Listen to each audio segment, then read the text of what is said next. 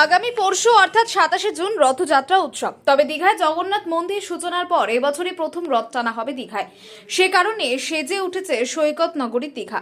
তবে দুদিন আগে আজ বুধবার মুখ্যমন্ত্রী মমতা বন্দ্যোপাধ্যায় আজই দীঘার পথে রওনা দিলেন। বিকেল 3টে নাগাদ পূর্ব মেদিনীপুরের কোলাঘাট অতিক্রম করলেন।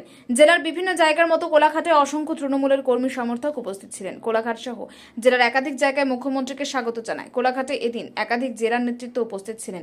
এদিন তমলুকের বিধায়ক ও প্রাক্তন মন্ত্রী সৌমেন মহাপাত্র, তমলুক সাংগঠনিক জেলা তৃণমূল কংগ্রেসের সভাপতি সুজিত রায়, জেলা সভাধিপতি তম বারিক এবং জেলা পরিষদ সদস্য অসীম রাজি, ব্রাহ্মণ ট্রাস্টের রাজ্য সম্পাদক শ্রীধর মিশ্র সহ একাধিক নেতৃত্ব।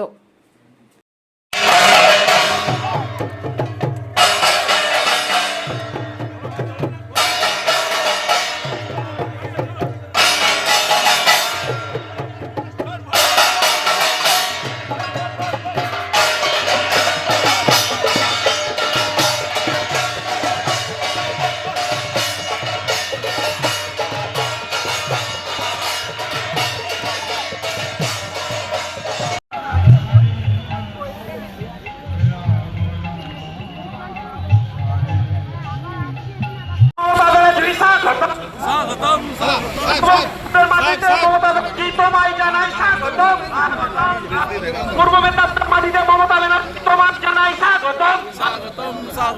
পূর্ব মেদিনীপুরের মাটিতে মমতা ব্যানার্জি তোমায় জানাই স্বাগতম।